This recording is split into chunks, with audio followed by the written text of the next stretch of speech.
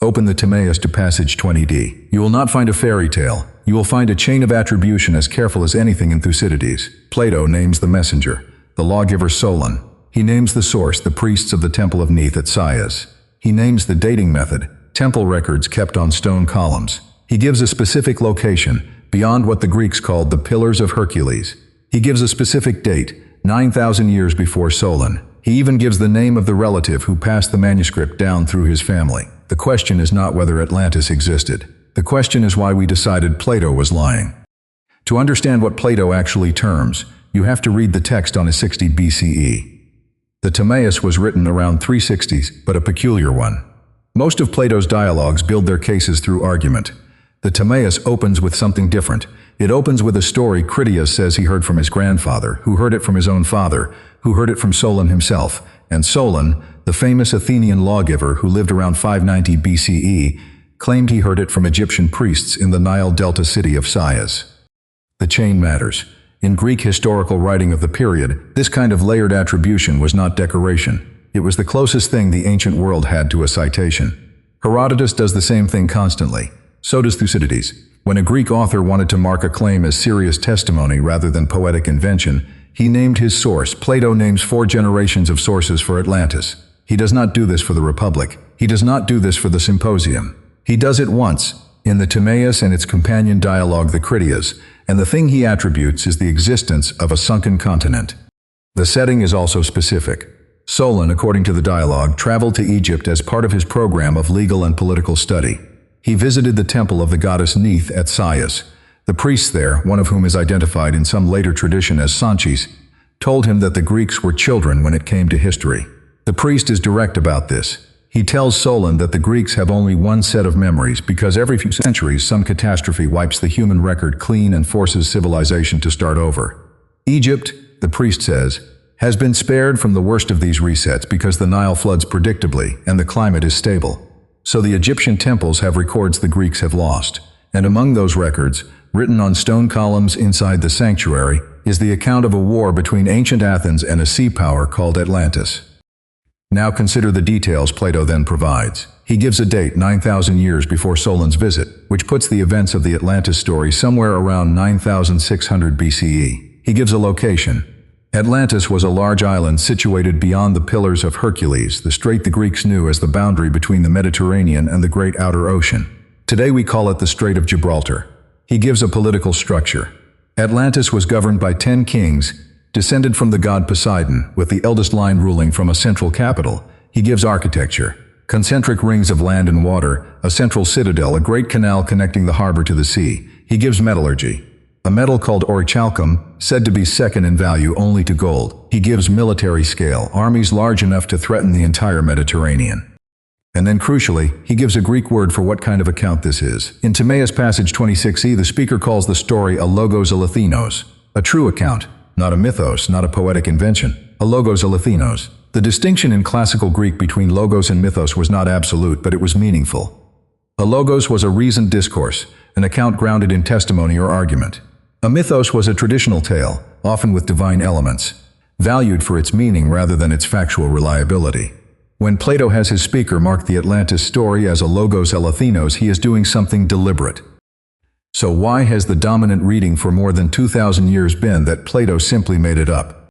The honest answer is that the dismissal happened in several waves, and each wave had its own reasons. The first came from within Plato's own school. Aristotle, his most famous student, reportedly remarked that the man who invented Atlantis also sunk it, suggesting Plato had fabricated the story as a literary device. Whether Aristotle actually said this is debated, but the line stuck. From the Hellenistic, Greek, and Roman commentators treated Atlantis as Plato's invention, a philosophical fable about hubris and divine justice. The second wave came during the Renaissance and Enlightenment, when European scholars began to look for Atlantis as a real place and consistently failed to find it. The search turned the question political. Some used Atlantis to argue for the antiquity of European civilization. Others used it to argue for the priority of the Americas, recently encountered by European explorers. By the 18th century, serious classists had grown tired of the whole enterprise and pushed back hard in the other direction. Atlantis became a literary symbol, An allegory of Athenian ambition, a warning about empire. It became, in academic prose, anything but a record of an actual place. The third wave came in the 19th and 20th centuries with the rise of professional archaeology. Archaeologists could excavate, they could date material remains, and they could not find a sunken continent beyond Gibraltar, because at the dates Plato gives, no such continent could have been built. The human technical capacities Plato describes for Atlantis, organized states, large-scale architecture, large fleets, complex metallurgy, simply did not exist in 9600 BCE according to the archaeological record. The Holocene was barely beginning, agriculture was still spreading. The earliest known cities are thousands of years younger than Plato's date. So the trained archaeologist concludes reasonably enough that the story cannot be literally true in the details Plato gives.